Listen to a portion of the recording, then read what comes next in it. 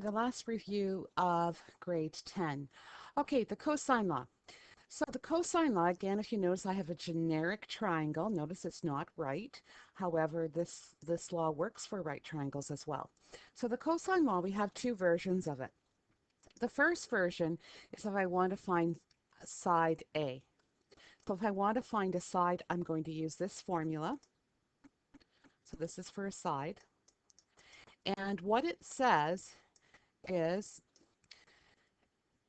this side squared equals the sum of these other two sides squared minus 2 times these sides and the cos of A. So it's really important if I'm finding side A that I know angle A. So I need to know that.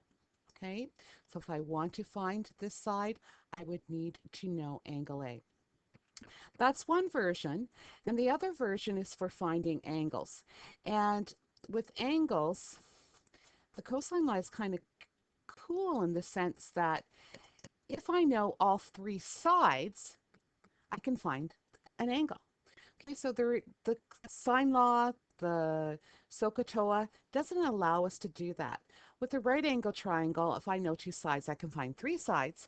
Or if I know all the angles, I still can't find the sides. So this is really actually quite a nifty formula. Now the thing is, just like this one here, if I'm finding angle A, I'm going to make sure that I'm subtracting side A. That's really important. If students are going to make an error, that's going to be what it is. You know, they'll copy this down, they'll be finding cos of A, and they'll subtract, you know, B or C. Okay, so be very cautious of that. Now, when can you use the cosine law? You can use it in a couple different ways. Obviously, if I have three sides, obviously I'm finding an angle.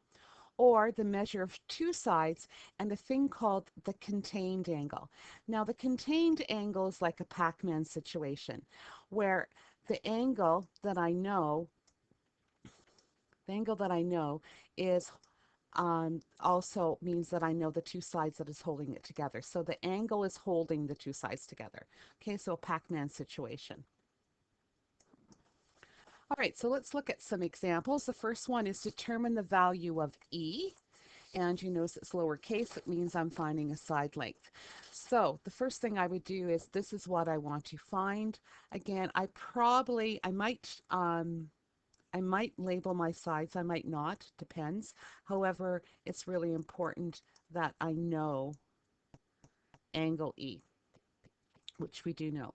So the first thing I'm going to do is, after that, is I'm going to write down the formula. Okay, so I'm going to write down the formula without any of the numbers in it, first of all.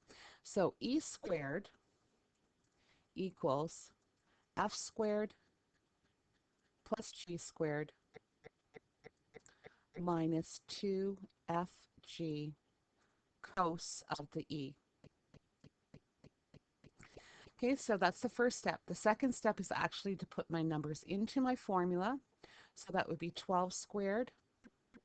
Well, actually it'd be 10 squared, so I guess I should follow what I have there. So my F up pico pen would be 10 squared plus 12 squared minus 2 times the 10 times the 12 times the cos of 35. Now, some students don't like the cosine law formula because they find it very long. One thing that I often do, it almost looks like there's two sections. There's this section, and then there's this section. Okay, so in a sense, you can actually do some calculations with that. So if I do the squared parts first, I end up with 244.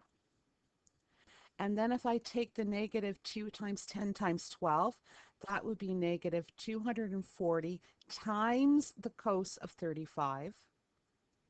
Okay, and you need to watch your order of operations. And then I can take my calculator, calculate all of that in one step, which is 47.4035. Now, the reason I use more decimals than one, because this is E squared. So in order to find E, I have to take the square root of that, which works out to 6.9, and it's meters. So don't round a million times in a question. So in other words, keep a few decimals here so that you're rounding to one decimal place at the end. Okay, let's look at the next question now. This time we're asked to find angle G. So this is the one you have to be careful of in the sense that I have to make sure that I'm subtracting G, which in this case is 12. So even just circling that will help me remember that when I go actually fill in the formula. So the cos of G is going to equal the E squared plus the F squared minus the G squared all over 2EF. Now it's a matter of filling in our formula. We end up with 8 squared plus 14 squared minus the 12 squared all over 2 times 8 times 14. Okay, and again, watch order of operations. So I'm going to calculate the top and write it down because I don't trust everyone's calculator. Then I'm going to calculate this multiplication at the bottom, which is 224. Now I'm going to do the dividing, and this is what I get. And finally, that is my ratio. I need to find angle G. So angle G is the inverse of the cos, which equals approximately 58.8 degrees. So on these questions, what you might want to do is you might want to actually take your calculator, make sure you're getting the same numbers that I am so that you know how your calculator works. All right, so that's the cosine law. Wasn't too bad. Have fun reviewing.